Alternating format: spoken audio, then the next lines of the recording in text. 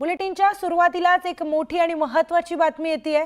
पाकिस्तानसाठी हेरगिरी केल्याच्या आरोपाखाली अटकेत असलेली यूट्यूबर ज्योती मल्होत्राबाबत एक नवी माहिती समोर आली आहे। 2023 मध्ये ती पाकिस्तानचा व्हिसा मिळवण्यासाठी पाकिस्तान दूतावासात गेली होती आणि तिथेच पाकिस्तान दूतावासातील दानिश सोबत भेट झाली। ज्योतीने दानिशचा मोबाईल नंबर घेतला आणि त्यांच्यात बोलणं सुरू झालं। ज्योती पाकिस्तानला गेल्यानंतर दानिशच्या सांगण्यावरून अली अहवान नावाच्या व्यक्तीला भेटली अशी माहितीही समोर येते। विशेष म्हणजे हा तोच दानिश आहे ज्याला भारत सरकारने हेरगिरी प्रकरणी 13 मे रोजी देश सोडण्याचा आदेश दिला होता। याआधी 3 वेळेस ज्योती पाकिस्तानमध्ये जाऊन आली आहे, तर चौथ्यांदा पाकिस्तानला जाण्याच्या ती तयारीत होती। व्हिसासाठी तिने अर्ज देखील केल्याची माहिती समोर आली आहे। दरम्यान ज्योतीच्या पाकिस्तान दौऱ्याचा संपूर्ण खर्च दानिशने उचलला होता, त्यामुळे या प्रकरणाचा मास्टरमाइंड दानिश असल्याचा संशय व्यक्त केला जातो।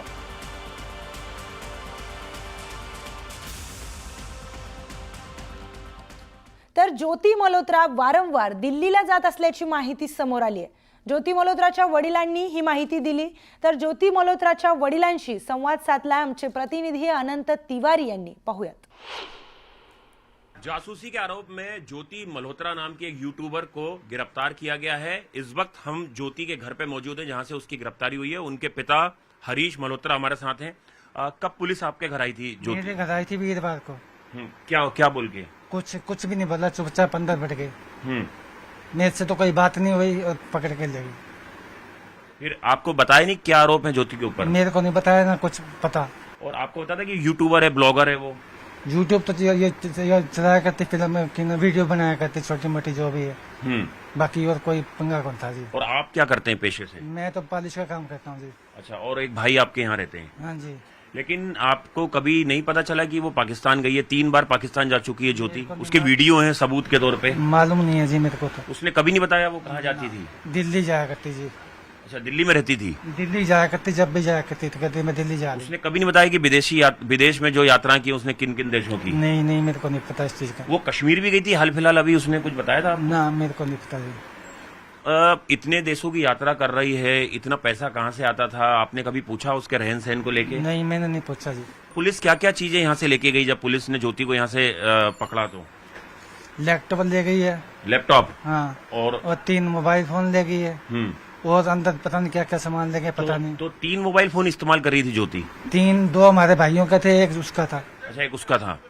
आपको कभी ये शक नहीं हुआ कि वो पाकिस्तान हाई कमीशन के साथ जुड़ गई है, या कभी उसने कोई बताया हो, कभी कोई फोन आते हो? ना, किसी का फोन नहीं आया करता। कोई घर में मिलने जुलने उससे आता हो? ना, कोई नहीं आया करता जी। पड़ोसी तो आ जाए तो आ जाए, बाकी कोई नहीं आया करता। कई कई दिनों तक वो घर नहीं आती थी, तो आपने कभी पूछने की कोशिश नहीं की कि वो कहाँ पे? हमारे को तो क्या क्या करती है, मैं तो दिल्ली जा रही हूँ।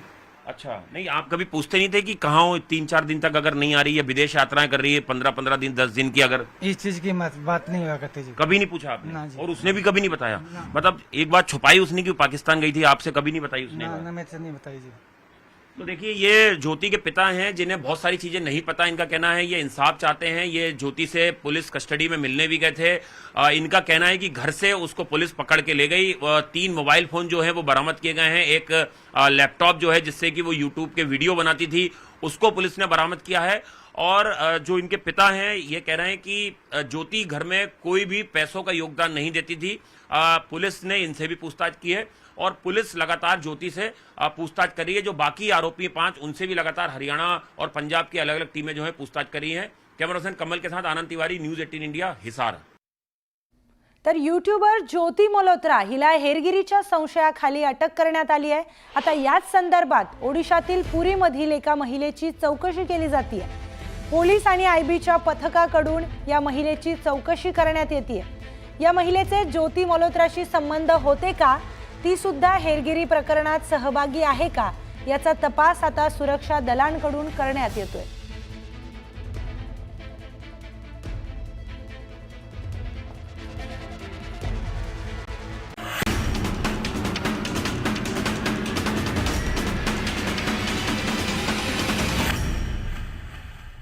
आता आपण सुपरफास्ट 100 या बुलेटिनकडे वळतोय।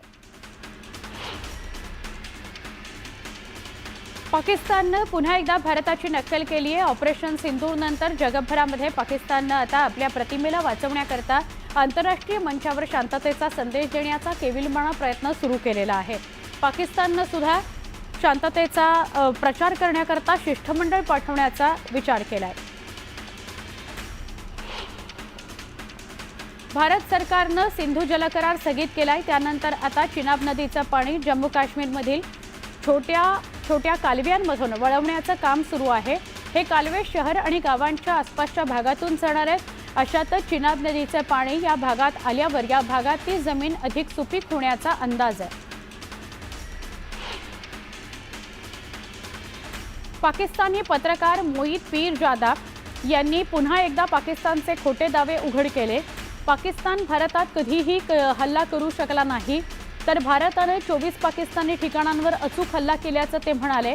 पाकिस्ताननं अमेरिकेकडे युद्धबंदीची विनंती केली होती असंही मोईद पीरजादा यांनी म्हटलंय।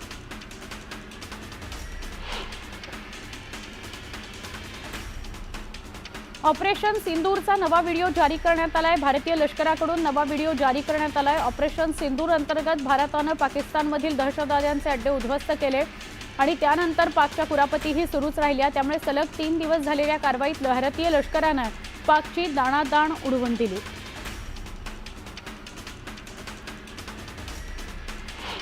पाकिस्ताननं रावळपिंडीसह हवाई दलाच्या अनेक तळांच्या दुरुस्तीकरता निविदा काढल्या। त्यामुळे भारताच्या हल्ल्यामध्ये पाकिस्तानी तळांच्या झालेल्या नुकसानीची एक प्रकारे कबुलीच मिळालेली आहे।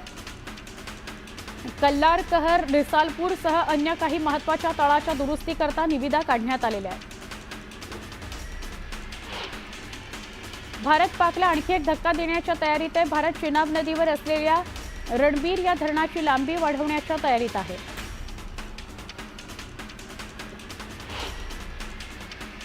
पाकिस्ताननेही काश्मीरच्या मुद्द्यावर जगभरात राजकीय नेत्यांचं प्रतिनिधी मंडळ पाठवणार आहे। बुलावल भुट्टोंच्या नेतृत्वात जगभरात हे पाकिस्तानची बाजू मांडणार आहेत। गुजरातच्या बनासकांठा इथं व्यापाऱ्यांनी तुर्कस्तानच्या ग्रेनाइटवर बहिष्कार घातला। व्यापाऱ्यांनी जनतेला स्वदेशी मार्बलच खरेदी करा असं आवाहन केलेलं आहे।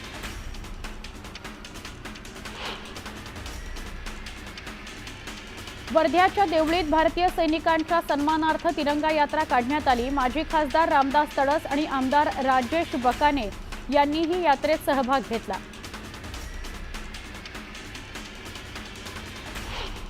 डोंबिवलीमध्ये रवींद्र चव्हाणांच्या उपस्थितीत तिरंगा रॅली काढण्यात आली। यावेळी मोठ्या संख्येनं कार्यकर्त्यांसह नागरिकांनी रॅलीत सहभाग घेतला। दरम्यान भारत मातेचा जोरदार जयघोष करण्यात आला।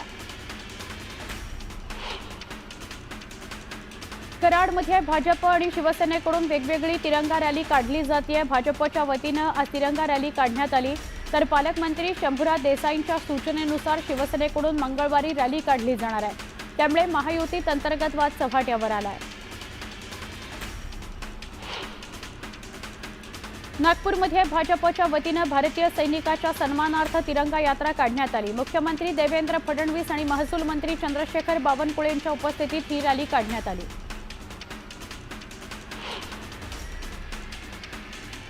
नागपूरच्या खापरखेडामध्ये भाजपकडून तिरंगा रॅलीचं आयोजन करण्यात आलं। यावेळी रॅलीत मोठ्या संख्येनं कार्यकर्त्यांनी उपस्थिती लावली। मुख्यमंत्री देवेंद्र फडणवीसांनी राहुल गांधींवर टीका केली आहे। जय हिंद यात्रा काढा पण त्याची राजकीय यात्रा करू नका अशी टीका फडणवीसांनी केली आहे। एकीकडे जय हिंद यात्रा काढायची आणि दुसरीकडे सैन्यावर प्रश्नचिन्ह उपस्थित करायचं असं म्हणत फडणवीसांनी राहुल गांधींवर हल्लाबोल केला। भारतीय सैन्य दलाच्या सन्मानार्थ शिराळ्यामध्ये भाजपकडून तिरंगा रॅली काढण्यात आली। भारत मातेच्या जयघोषात शिराळा नगरी दुमदुमून गेली। बीडच्या आष्टी शहरात आमदार सुरेश धस यांच्या नेतृत्वात तिरंगा रॅली काढण्यात आली। यावेळी मोठ्या संख्येनं कार्यकर्त्यांनी रॅलीत सहभाग घेतला। केंद्राच्या शिष्टमंडळात राष्ट्रवादी काँग्रेसचा एकही खासदार नाहीये, यावर अजित पवारांनी प्रतिक्रिया दिली। शिष्टमंडळ हे देशाच्या वतीनं चालतं, पक्षाच्या वतीनं नाही असं अजित पवार म्हणाले। उपमुख्यमंत्री अजित पवार नाशिक जिल्ह्यातील कळवणच्या दौऱ्यावर असताना छगन भुजबळ मात्र येवल्याच्या दौऱ्यावर आहेत। त्यामुळे मंत्रिपद डावलल्यामुळे भुजबळ अजितदादांवर अजूनही नाराज असल्याची जोरदार चर्चा सुरू आहे। बारामतीमध्ये उपमुख्यमंत्री अजित पवार आणि हर्षवर्धन पाटलांची भेट झाली। यावेळी लक्ष राहू द्या आमच्यावर असं म्हणत दादांनी हर्षवर्धन पाटलांशी मिश्किल संवाद साधला।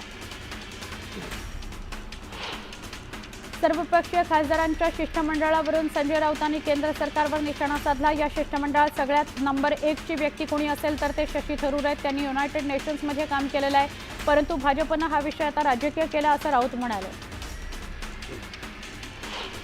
संजय राऊतांनी खासदार श्रीकांत शिंदेंवरही घणाघाती टीका केली। उपमुख्यमंत्र्यांचे चिरंजीव एका शिष्टमंडळाचे प्रमुख आहेत, हे महाशय परदेशात जाऊन देशाची काय बाजू मांडणार असा सवाल त्यांनी विचारला। इतक्या घाईघाईने हे करायचं गरज नव्हती असंही राऊत म्हणाले। शिवसेना उभाठाचे लोकसभेत शिंदे गट आणि शरद पवार गट याच्यापेक्षा जास्त खासदार आहेत। आमच्या खासदाराला शिष्टमंडळात पाठवण्यासंदर्भात आम्हाला विचारणा केली का असा सवाल राऊतांनी केला। एका शिष्टमंडळाचं नेतृत्व करण्याची संधी आम्हाला मिळवायला हवी अशी मागणी त्यांनी केली। पालकमंत्री गुलाबराव पाटील यांनी खासदार संजय राऊत यांना जोरदार टोला लगावला। कसाबच्या खाली तेच असतील म्हणून त्यांना जेलमध्ये टाकलं असेल असं वक्तव्य गुलाबराव पाटील यांनी केलं।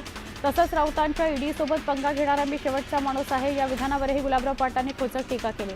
संजय राऊत यांचा आता महापुरुष म्हणून सत्कार केला पाहिजे असं पाटील म्हणाले। यावर्षीच्या संसदरत्न पुरस्कारांची घोषणा झाली आहे। संसदरत्न पुरस्कारात महाराष्ट्रानं बाजी मारली आहे। महाराष्ट्रातील 7 खासदार यंदा संसदरत्न पुरस्काराचे मानकरी ठरलेले आहेत। सुप्रिया सुळे, शिवसेनेचे श्रीरंग बारणे, अरविंद सावंत, नरेश मस्के, स्मिता वाघ, मेधा कुलकर्णी आणि वर्षा गायकवाड यांना पुरस्कार जाहीर करण्यात आला आहे।